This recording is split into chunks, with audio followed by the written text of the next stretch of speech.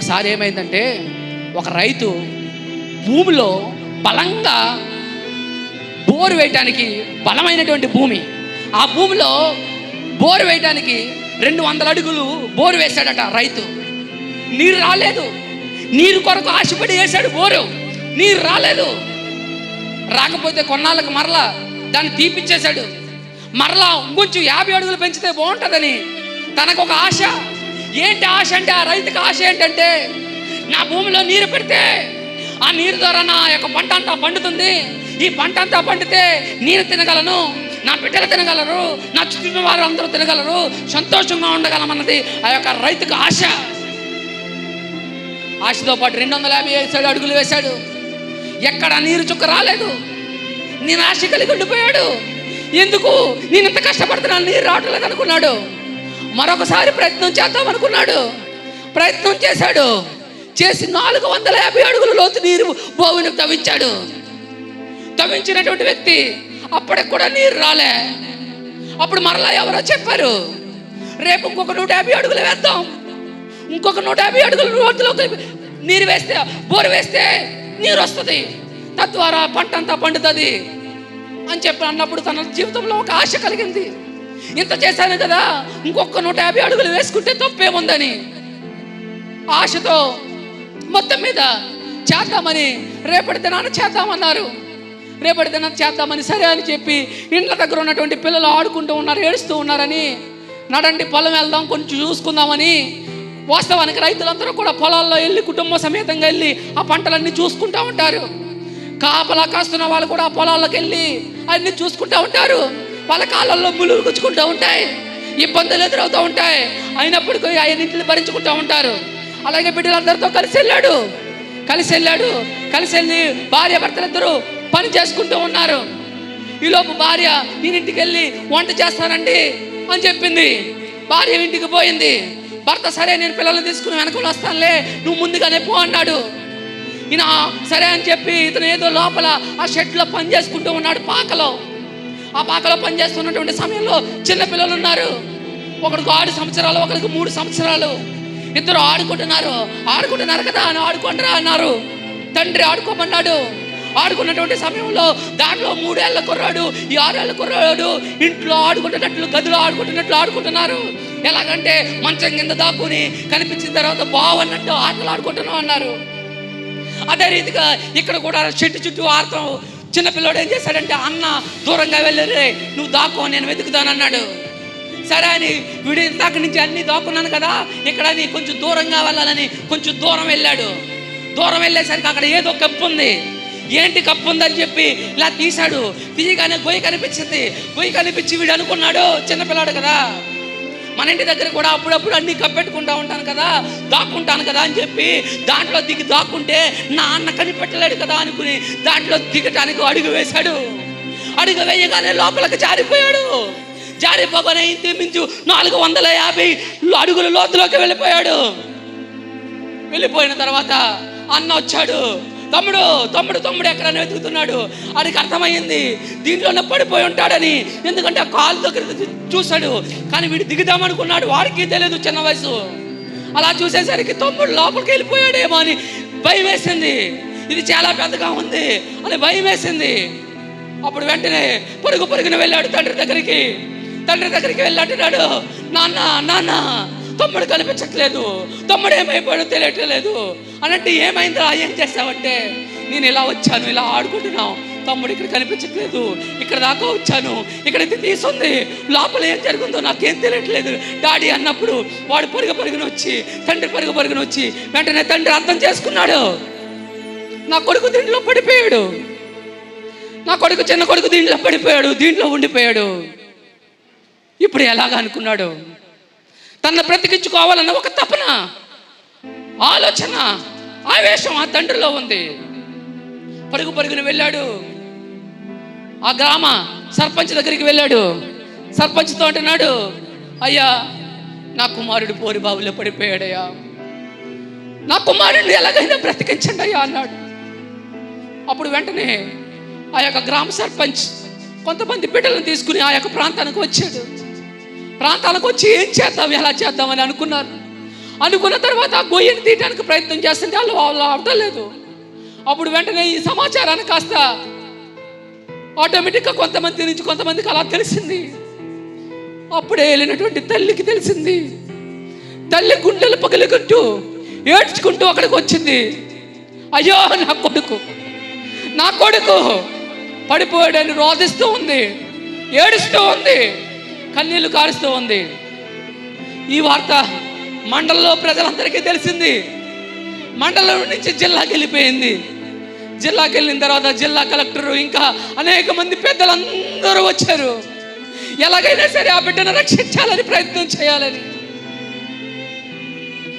ఏడుస్తున్న వాళ్ళకి టిఫిన్లు తీసుకొస్తున్నారు, ఏడుస్తున్న వాళ్ళకి నీరు తీసుకొస్తున్నారు, ఏడుస్తున్న వాళ్ళకి టీలు పెడుతున్నారు. అందరూ ఓదారుస్తూ ఉన్నారు. భయపడకమ్మా, బాధపడకమ్మా, వేదన పడకని. ఈలోపు యంత్రాంగం అంతా వచ్చింది. చీకటి అయిపోయింది. రాత్రి వేళ అయినా పని చేయాలి, ఎలాగైనా చిన్న బిడ్డను బ్రతికించాలని ఆశపడ్డారు. అప్పటికప్పుడు జనరేటర్లు తీసుకొచ్చారు, లైట్లు పెట్టారు, అన్ని రకరకాలైనటువంటి ప్రయత్నాలన్నీ చేశారు. అన్ని తీస్తున్నారు. చాలా లోతయింది. వేయేయో పంపిస్తున్నారు, బ్రతుకున్నాడో లేదని చూస్తున్నారు. పైపులు పంపిస్తున్నారు, పైపుల గుండా ఆక్సిజన్ పంపిస్తున్నారు, రకరకాలైనటువంటి వేస్తున్నారు. తల్లి వచ్చి అంటుంది, అయ్యా నా బిడ్డకు కాస్త నీరు పెట్టండి అయ్యా, నా బిడ్డకు కొంచెం ఏదైనా పెట్టండి అయ్యా అని అడుగుతూ ఉంది. అలా అడుగుతూ అడుగుతూ కలెక్టర్ వారు వీళ్ళందరూ ఎన్నెన్నో చేస్తున్నారు. ఏమాత్రం ప్రయోజనం లేకపోతుంది. చివరికి కలెక్టర్ వచ్చి అంటున్నాడు, అడుగుతుంది తల్లి, అయ్యా నా బిడ్డ పరిస్థితి ఏంటి అని. అమ్మ బాధపడకండి అంటూనే కలెక్టర్ వారు అంటారు ఆ తండ్రి దగ్గరికి వెళ్ళి, నీకు 2 మగపిల్లలు అంట కదా అని అడిగాడు. అడగగానే అర్థమైపోయింది ఆ తండ్రికి, 2 మగపిల్లలు అంటే ఈడిపోయినా మరొకడు ఉంటాడు అనే కదా మీరు అనేది అని అంటున్నాడు. నాకు వీడంతో వాడే అంతేనండి, నాకు 2 కావాలి, నాకు 2 కావాలి, నాకు 2 కావాలంటున్నాడు.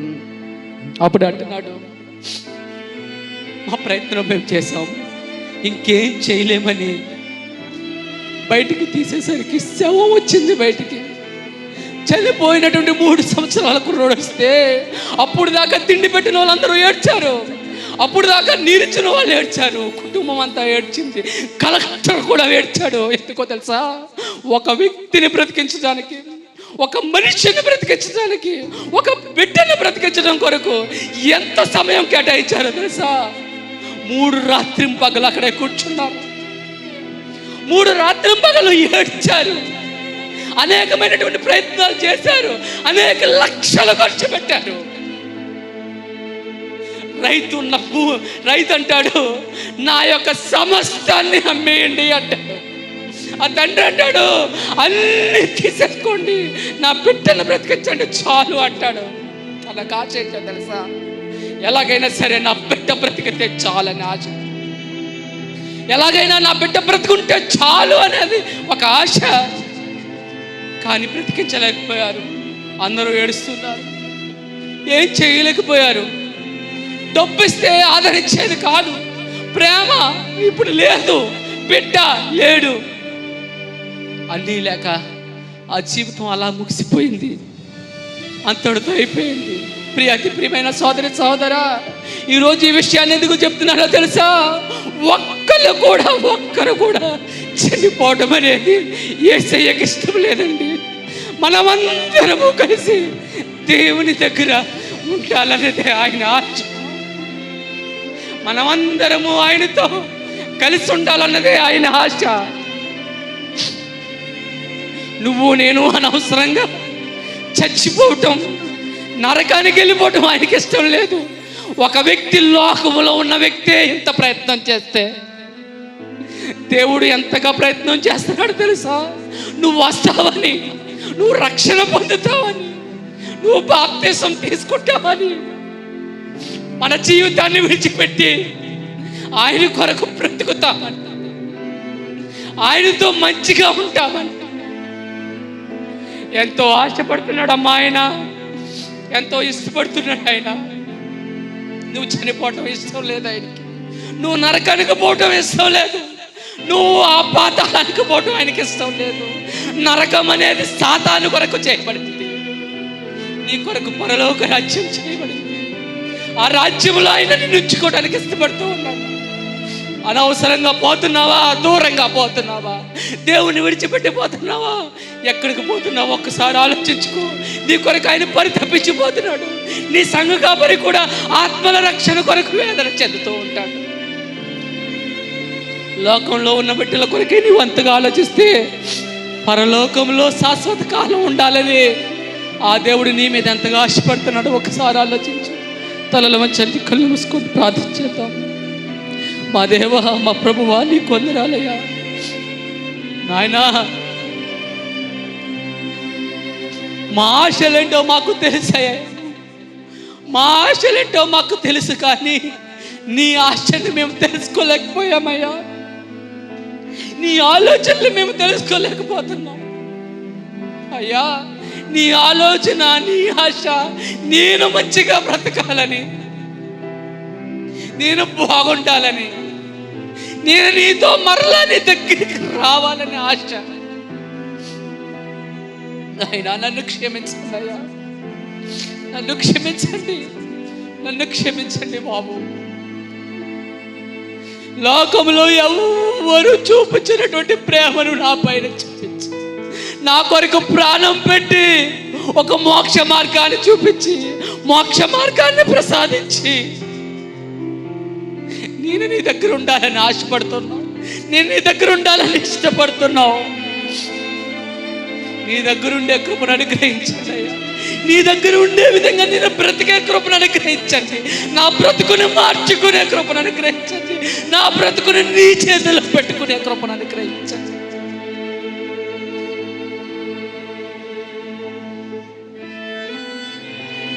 ఎన్నోసార్లు మోసం చేశాను, నిన్నెన్నోసార్లు బాధ పెట్టానయ్యా. నీ ఆశ ఏంటంటే నీతో బ్రతకాలని, నీతో కలిసి జీవించాలని, నీతో ఉండాలని. ఇవన్నీ మేము చేయాలంటే ఈ లోకంలో మేము మంచిగా బ్రతకాలి, భయభక్తులతో బ్రతకాలి. నీ ఆశను నెరవేర్చే బిడ్డలుగా మేము ఉండే కృపను అనుగ్రహించండి. నీ కొరకు మా యొక్క ప్రయాసను వెచ్చించే విధంగా, మా యొక్క కష్టాన్ని, మా యొక్క సమయాన్ని నీ కొరకు ఇచ్చేవారిగా తీర్చిదిద్ది రక్షణ లేనటువంటి యేసువారి పరిశుద్ధ శ్రేష్టమైన నామమున అడిగి వేడుకొచ్చున్నాం పరమ తండ్రి. ఆమేన్. అందరికీ వందనాలు. సమయం అయిపోయింది, క్షమించవలసిందిగా కోరుతున్నాను.